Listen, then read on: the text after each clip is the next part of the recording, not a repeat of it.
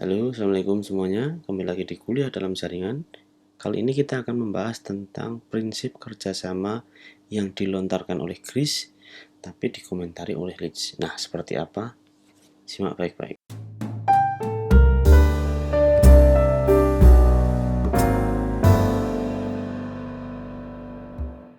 Oke, kali ini kita akan mulai dengan pembahasan terkait dengan prinsip kerjasama, lanjutan dari materi pragmatik yang sebelumnya yang bisa kalian lihat di playlist melalui deskripsi nanti saya lampirkan.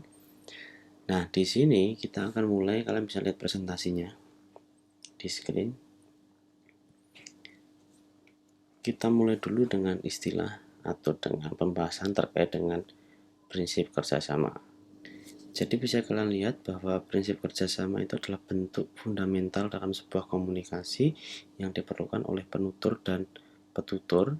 Maksudnya penutur itu orang yang berbicara, petutur itu orang yang mendengarkan. Dan jika penutur dan penutur itu tidak mencapai komunikasi dua arah, maka bisa dikatakan itu sudah melanggar prinsip kerjasama. Jadi bisa dikatakan bahwa prinsip kerjasama itu adalah sesuatu hal yang mengatur atau sesuatu yang membuat itu menjadi sebuah aturan untuk menciptakan sebuah komunikasi tutur yang bisa diterima oleh dua arah. Karena jika tidak bisa diterima oleh dua arah, baik dari pihak penutur maupun petutur, maka hal tersebut dianggap melanggar prinsip kerjasama. Jadi prinsip kerjasama itu juga berkaitan dengan maksim, atau mungkin maksim dalam prinsip kerjasama itu ada dibagi 4 ya. Kayaknya kemarin udah ada di video sebelumnya secara singkat. Yang pertama adalah maksim kuantitas, kedua maksim kualitas, ketiga maksim hubungan, dan keempat adalah maksim cara. Jadi maksim kuantitas itu memberikan sejumlah informasi yang tepat. Maksudnya gimana? Ini harus presisi, informasi yang diberikan oleh penutur itu harus presisi. Misalkan hujan turun di bulan Januari tanggal 1 pukul 10. Berarti memang harus tepat, bukan hujan turun di bulan Januari tanggal 1 sekitar jam 10. Nah, pakai sekitar itu udah informasinya nggak tepat. Makanya kuantitas itu menekankan pada sesuatu informasi yang memiliki ketepatan, sehingga itu prinsip kerjasamanya akan tercapai. Lalu yang kedua adalah kualitas, itu usahakan informasi yang diberikan itu benar. Benar dalam arti yang sesungguhnya, bukan benar dalam arti satu sudut pandang, tapi benar yang secara mutlak. Misalkan Presiden Soekarno adalah Presiden pertama Republik Indonesia. Nah, itu kebenaran yang mutlak, karena memang itu benar-benar adanya. Kalau misalkan kebenaran yang nggak mutlak itu seperti Presiden Soeharto menjadi presiden kedua karena adanya Super Semar. Nah, itu secara kualitas masih bisa diperdebatkan karena sejarah sendiri pun belum bisa memastikan kebenarannya seperti apa. Maka dari itu, untuk kualitas, ungkapan yang harus dilontarkan itu adalah suatu informasi yang itu benar-benar benar, bukan abu-abu atau bahkan salah ya. Jadi kebenaran yang mutlak. Lalu maksim hubungan itu usahakan agar perkataan yang diucapkan itu punya relevansi atau punya keterikatan. Misalkan gini, kalian dalam dalam satu obrolan, pertama kalian membahas tentang makan apa, tapi misalkan si teman kalian gini, kamu mau milih bakso atau soto buat sarapan hari ini?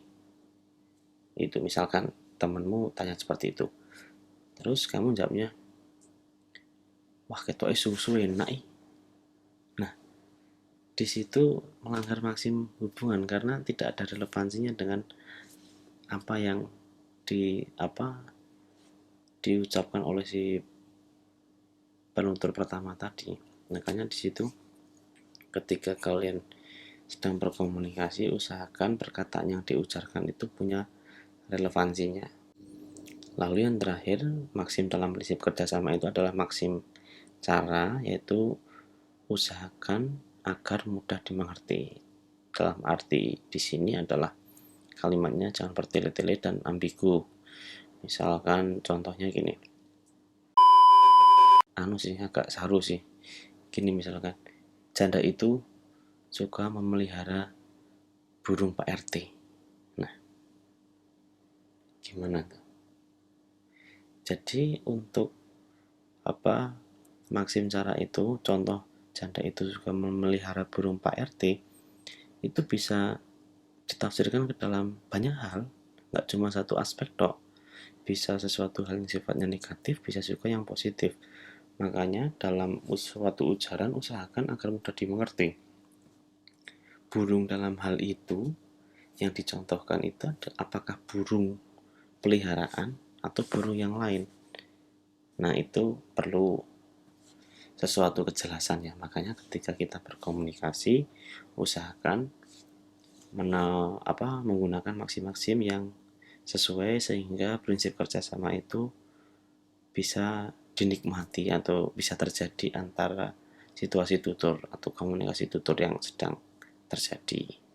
Lalu yang berikutnya adalah masukkan leads pada kris. Di sini bisa kita lihat bahwa prinsip kerjasama tidak bisa diterapkan di semua elemen kultur masyarakat karena lebih mementingkan prinsip sopan santun, sehingga perlu ada kajian sosiopragmatik untuk menjelaskan masyarakat dalam menggunakan maksim. Maksudnya apa? Jadi tidak semua masyarakat itu bisa membuat ujaran yang sesuai dengan prinsip kerjasama, karena ada beberapa masyarakat yang secara kultural itu kurang sopan, sehingga Leeds mengemukakan bahwa mungkin ketika prinsip kerjasama tidak tercapai karena ada prinsip sopan santun, ada unsur pakewuh di situ, sehingga adanya kajian sosiopragmatik itu perlu ditingkatkan atau digalakkan dalam upaya untuk meningkatkan analisis terkait dengan situasi tutur yang sedang terjadi.